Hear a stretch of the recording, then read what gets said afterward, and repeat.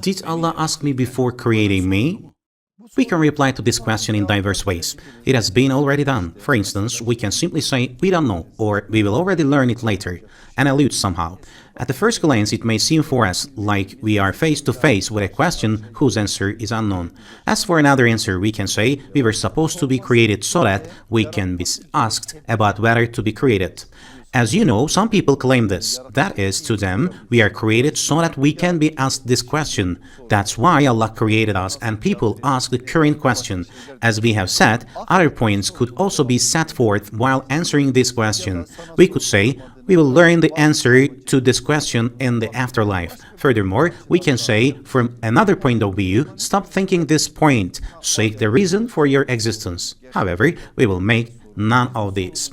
Now that such a question was asked, by the way, it's quite an important one, then we will seek the answer in the Quran. We will try to search for the answer from the Quran. If we are to look for the answer in the Quran, then we will encounter two significant verses. Maybe other verses can also be scrutinized in this scope, yet these two verses can shed light on our way to understanding the current question. Which verses are these? These verses are the 72nd verse of the Surah Al-Ahzab about the consciousness of trust, as well as the 172nd verse of the Surah Al-Araf about the consciousness of covenant. In the 72nd verse of the Surah Al-Ahzab, which is known a verse about trust, what does our Lord say? Indeed, we offered the trust to the heavens and the earth and mountains, but they all declined to bear it, being fearful of it. But humanity assumed it, for they are truly wrongful to themselves and ignorant of the consequences.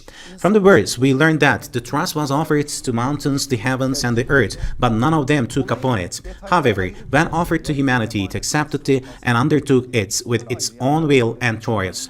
The details are another subject to handle. In other words, what is the trust and how this trust was offered are other issues to tackle. Those who are curious about the details can take a look at the exegesis, tafsir, of the verse. However, for us, there is something else important. It was offered to humanity and it approved to offer. We should keep this in mind beforehand. As for the second verse, the verse of this consciousness of the covenant, the 172nd verse of the Surah Al-Araf, our Lord states in this verse, and remember, when your Lord brought forth from the loins of the children of Adam their descendants and had them testify regarding themselves, Allah asked, Am I not your Lord? They replied, Yes, you are, we testify, he cautioned. Now you have no right to say on Judgment Day, we were not aware of this. This is the translation of the verse. Please pay attention to the fact that in this verse, our Lord states that the question was asked to all children of Adam. Furthermore, our Lord states that all of them there said yes. That is to say, a question was asked and given answer in return was yes, we accept.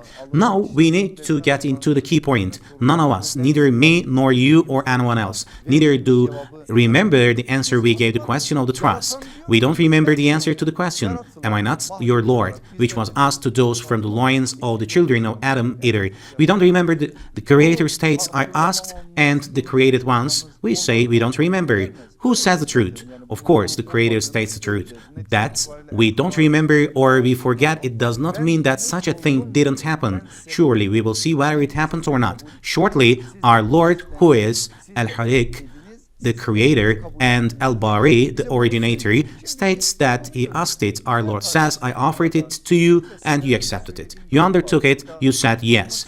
You yourselves accepted it. Now we will have a look at it. My dear brothers and sisters, there was nothing I said on the occasion of other topics, which I want to remind one more. As you know, we, the children of Adam, mankind, mortal human beings, live three stages of life. The previous life, mortal life, and also the afterlife. The previous life we had is the first one. That is, our souls were created at first. Later, our mothers gave birth to us and we came into the world. Hereby, our mortal life began. Now, we don't know the things related to our previous life. I mean, we don't know what we experienced in the realm of souls and what was asked to us. For this reason, forgetting is an indispensable part of us. We don't remember now, so it's not proper to ignore something we don't remember. With the permission of Allah, we will ask things we are curious about the afterlife. Over this, our Lord will show these scenes to us as if we were watching them on a screen. We will see the promises we gave, the things we were made responsible for, and the questions asked to us in the realm of souls. Our Lord says there is. The fact that we don't remember it doesn't mean that it doesn't exist.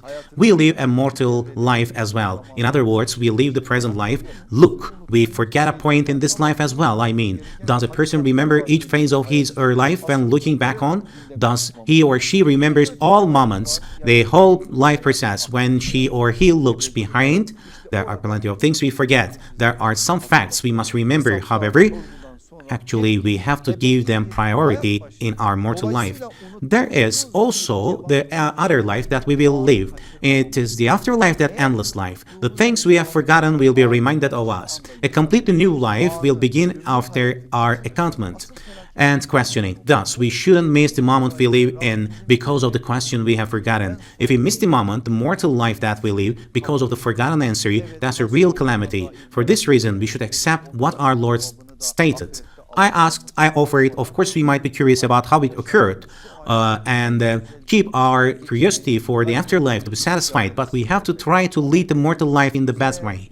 May Allah make us all of those who lead a beautiful life and puts an end to their lives in the same way. May Allah make us collect the questions that could be asked in the hereafter and ask them in the hereafter and gather us a place where we satisfy our curiosity.